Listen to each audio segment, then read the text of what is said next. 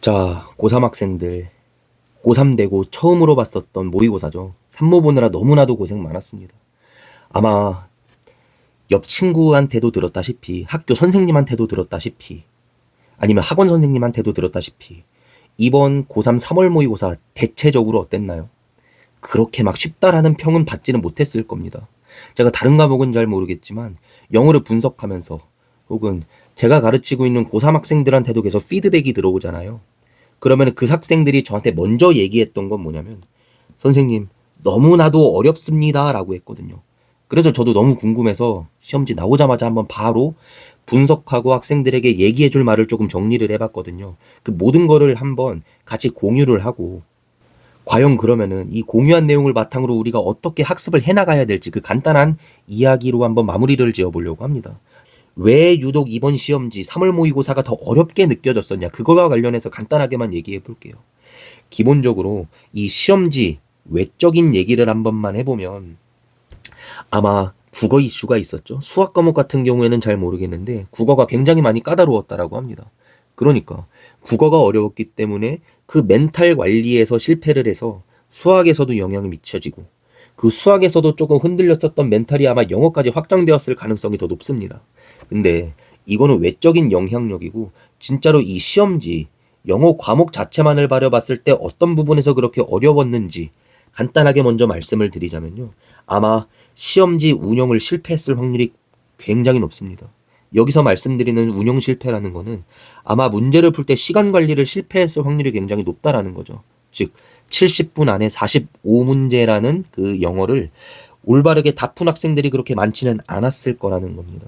그에 대한 원인으로서는 한 세 가지 정도를 말씀을 드릴 수 있을 것 같아요.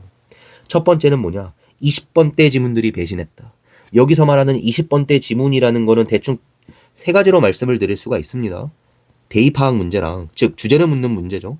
그거랑 내용 일치해서 도표 한 문제가 조금 이상했을 확률이 높습니다. 그죠?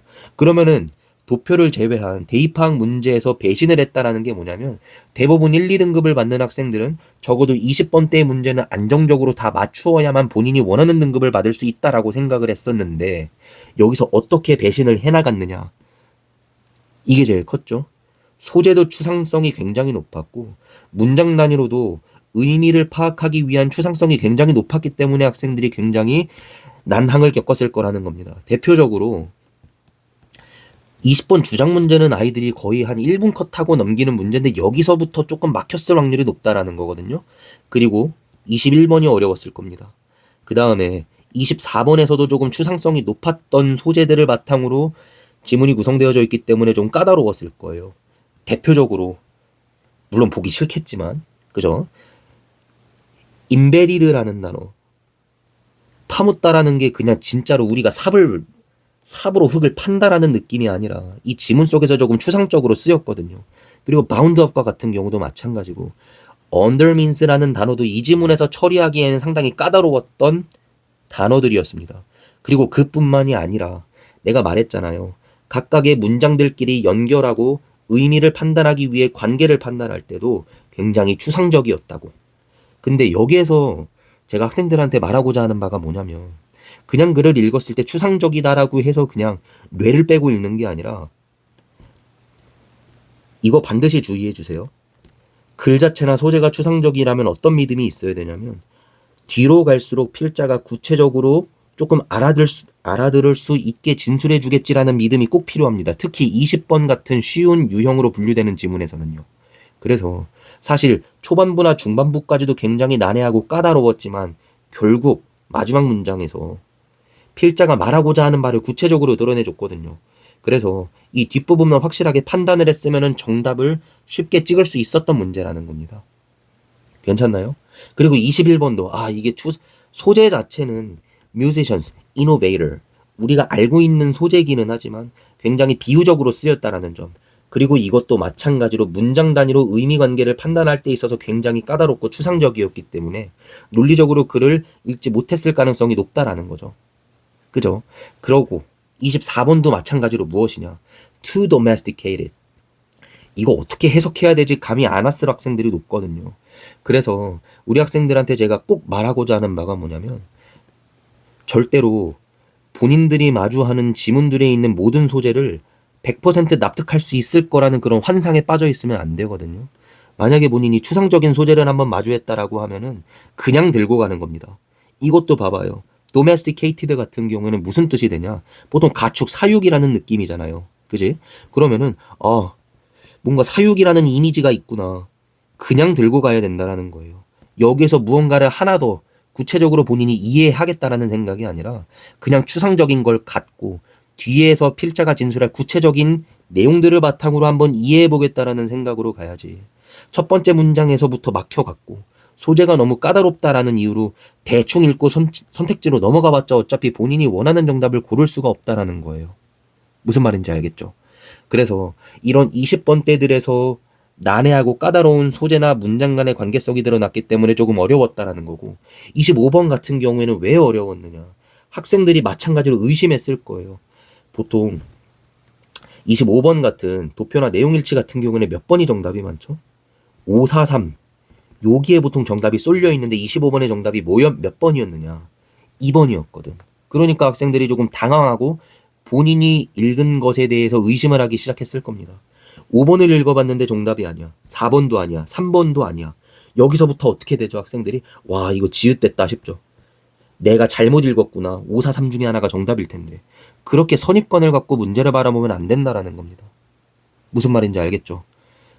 그러니까 2번, 1번도 읽어보고 거기서 정답인 거를 정답으로 찍으면 된다라는 겁니다. 괜찮나요?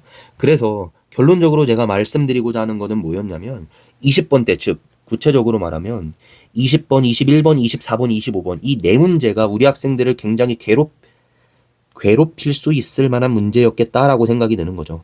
그렇게 되니까 어떻게 되느냐? 최악인 경우의 수는 뭐냐? 지금 제가 언급한 것들을 3번 이상 읽은 학생들이 있었을 겁니다. 그러면 될까요? 절대 안 되죠. 딱 2번 정도만 읽고 만약에 본인이 2번 읽었는데도 못 푼다. 그러면은 바로바로 넘겨야만 뒤에 적당한 난이도가 있는 문제들을 본인의 실력과 맞출 수 있는 문제들을 다룰 수가 있는데 그러지 못했을 확률이 높다라는 겁니다. 괜찮나요? 그 문제들이 생각보다 우리에게 배신으로 다가왔기 때문에 시간 관리에서 실패되고 30번 때도 마찬가지입니다. 30번 같은 경우에는 문맥 어휘 문제였는데 이것도 마찬가지로 소재가 조금 추상적이었거든요. 그러다 보니까 학생들이 많이 까다로웠을 수도 있고 그리고 어휘 문제 같은 경우에도 이것도 선입관이거든요. 보통 정답이 어느 몇 번 선택지에 구성이 되어져 있느냐. 3번, 4번, 5번 중에 하나가 정답이거든요. 근데 30번 때 이거 30번 어휘 문제의 정답이 몇 번이었느냐. 2번이었거든요. 마치 이거는 어떤 궤를 같이 하고 있냐면 도표가 2번이 정답일 확률이 적은 것처럼 어휘 문제도 2번일 정답일 확률이 적다라고 생각했기 때문에 여기서도 굉장히 당황했을 가능성이 높다라는 거죠. 괜찮나요? 결국 선입관에 사로잡혔기 때문에 25번과 30번 같은 문제들도 시간을 많이 잡아먹었을 확률이 높다. 그래서 어떻게 되었느냐? 물론 빈칸 추론 어려웠던 거 당연하고요. 제가 말씀드리고자 하는 건 뭐냐면 순서 삽입도 그렇게 어려웠느냐? 그렇지 않았거든요. 물론 제가 여기서 말씀드리는 그렇게 어렵지 않았다라는 거는 문제풀이 전략을 확실히 아는 학생들이라면은 무탈하게 풀어나갈 수 있을 법한 네 문제였다라는 거거든요. 근데 그거를 제대로 건드리지도 못했을 확률이 높다라는 거죠. 근본적인 이유가 뭐였기 때문에? 시험지 운영을 실패했기 때문에, 즉 시간 관리를 앞에서 너무나도 못했기 때문에 쉬운 유형들을 그냥 대충 읽고 풀다 보니까 절대로 정답이 확실하다라고 판단할 수 있는 문제들이 그렇게 어려웠다라는 거죠. 괜찮나요? 지금 3월 모의고사를 못 봤다고 우울해할 게 아니라 이번 3월 모의고사를 통해서 본인이 어떤 부분을 수정하고 변동시키고 본인의 실력과 점수를 받기 위해서 어떻게 조금 본인이 시험지를 운영해야 될지 그 가닥을 잡아야 된다는 겁니다. 첫 번째는 뭐냐면 요즘 킬러 문항 이슈, 킬러 문항이 배제된다라는 그 이슈 이후에 20번대의 대입파악 문제들이 조금씩 어려워지고 있다고요. 소재나 문장의 추상성이 높고 선택지에서 말하고자 하는 바도 올바르게 이해하기 까다로운 만큼 시간 관리에 대한 운영을 철저하게 해주어야만 한다라는 것. 대표적으로 선입관을 갖지 말기라는 것과 고난이도를 마주했을 때 3번 이상 절대로 읽지 말라는 거는 반드시 지켜주어야만 합니다. 그리고 가장 두 번째로 제가 말씀드리고자 하는 게 뭐냐면 각각의 유형들마다 올바른 풀이 전략이 있습니다. 풀이 전략이 있지 않은 상태로라면 대부분의 학생들이 감으로만 문제를 접근하기 때문에 100% 정답이다라고 확신할 수가 없거든요. 간단하게만 순삽 예시를 한 번만 들어줄까요?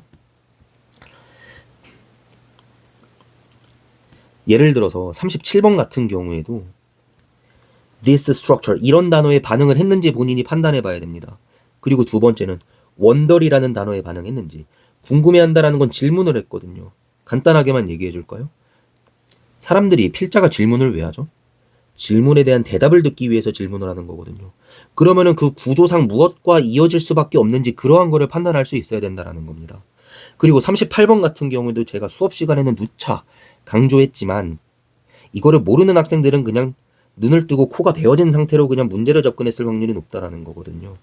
인스테드와 같은 연결사에만 올바르게 반응을 했으면 이 지문의 정답을 올바르게 맞출 수 있었을 겁니다.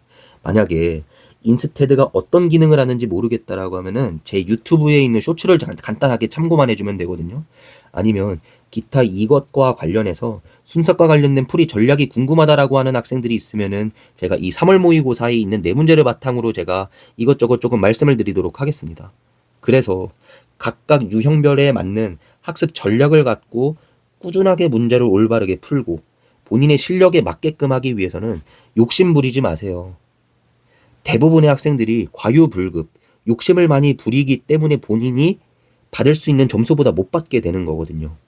즉, 이제부터 해줄 게 뭐냐면 올바르게 본인의 독해력을 향상시키는 것뿐만 아니라 실제 시험지를 눈앞에 마주했을 때 어떤 운영으로 꾸준하게 수능 전까지 일관해서 본인이 연습하느냐가 굉장히 중요해진 시험이라고 판단해 주시면 되겠습니다.